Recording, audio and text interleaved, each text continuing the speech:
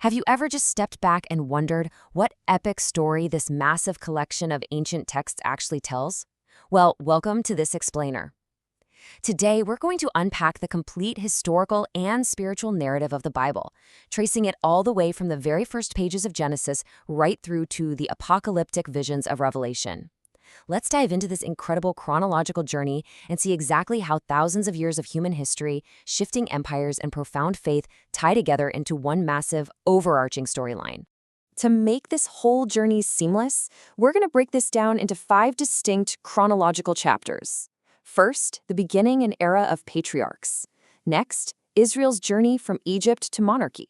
Then, the division, exile, and return, followed by the life of Jesus Christ, and finally, the expansion of the church and epistles. Let's get right to it. We start with chapter 1, the beginning and the era of patriarchs, from creation all the way down to Egypt.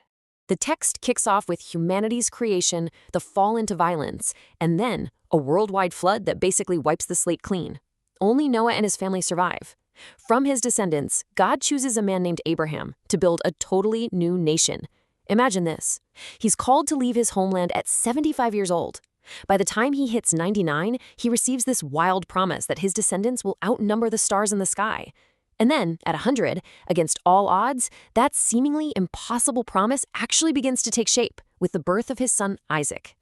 Now, what's really fascinating here is how this grand promise starts so incredibly small. Fast forward a couple of generations to Abraham's grandson, Jacob. A famine forces Jacob's entire family to relocate to the fertile land of Goshen in Egypt to join his son, Joseph. And get this, that family consisted of just 70 people. Keep that number 70 in the back of your mind, because it represents the fragile, humble seed of what's about to become an entire nation. And that brings us to chapter 2, Israel. From Egypt to monarchy, the nation forms. So remember those 70 people? Well, 400 years later, they have absolutely exploded into a population of roughly 2 million. Moses leads them out of brutal Egyptian slavery, but the transition? Yeah, it was anything but smooth.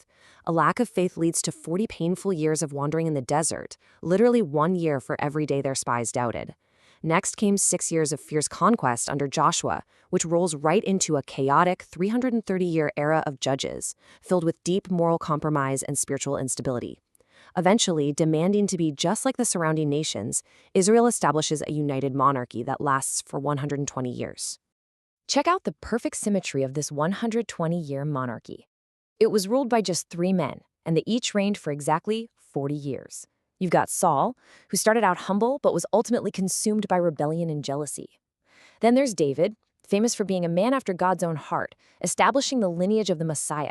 Though, it's worth noting, his life was deeply marred by moral failures. And finally, Solomon. Gifted with immense wisdom, he built the spectacular temple in Jerusalem. But in his later years, his heart was tragically corrupted by idolatry.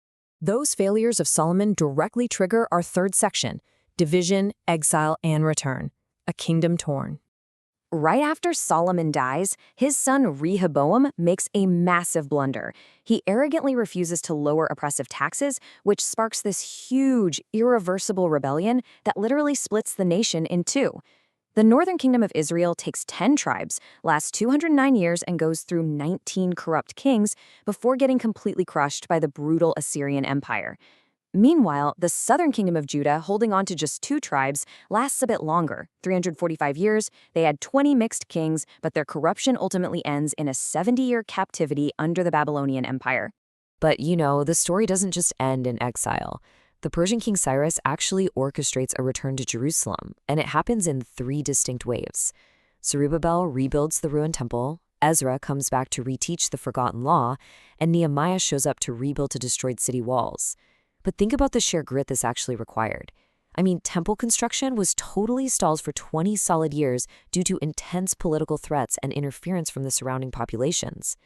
Following that rebuilding, the Old Testament narrative concludes, and we hit this brutal 400-year inter-biblical period of complete silence.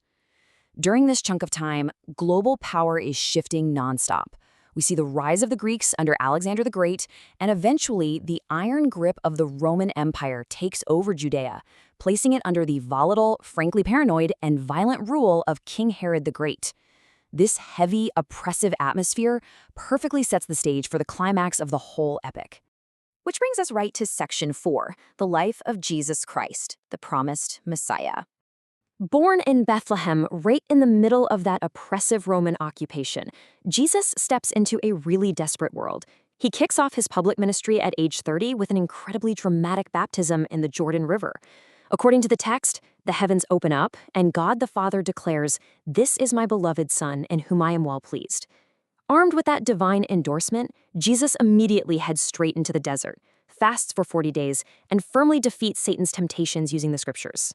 For the next 3 years, his ministry was nothing short of revolutionary. He healed the blind, the paralyzed, and the sick. He miraculously fed the hungry and even raised the dead. But the text makes something incredibly clear here. His ultimate goal wasn't just to be a famous miracle worker. He deliberately marched toward the cross, not as a victim of some political accident, but on a highly specific mission to pay the price for humanity's sins. And the cornerstone of this entire epic is what happened next. On the third day, the text states he resurrected, conquering death itself. And that launches us into our fifth and final section, the expansion of the church and epistles. The message spreads. Empowered by the Holy Spirit at Pentecost, these formerly frightened followers are transformed into bold messengers, setting off an absolute geographic explosion. It starts locally in Jerusalem with Peter and John, but when intense persecution hits, the message actually breaks past strict ethnic boundaries. It moves to Samaria, then establishes the very first non-Jewish or Gentile church in Syrian Antioch. From there, it just sweeps across the Roman Empire, driven in huge part by the 3 incredible missionary journeys of the Apostle Paul. Now, Paul's story, it is easily one of the most dramatic character arcs in the entire text. Originally known as Saul of Tarsus, he was this fierce, violent persecutor of the early Christians. But after a blinding, face-to-face encounter with the resurrected Christ on the road to Damascus, he totally converts.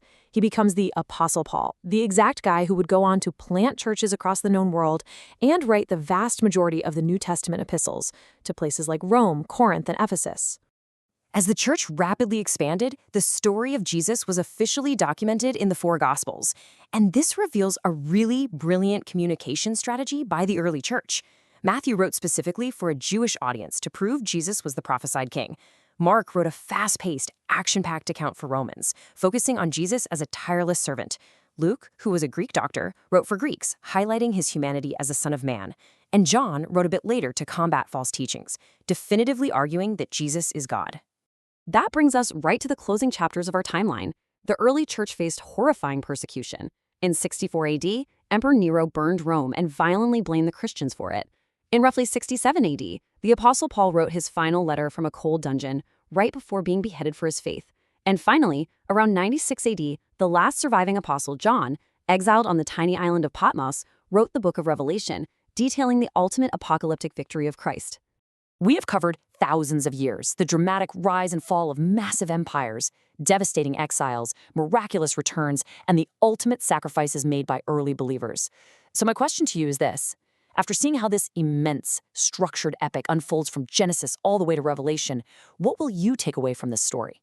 The historical weight and the sheer narrative continuity of these ancient texts are truly staggering.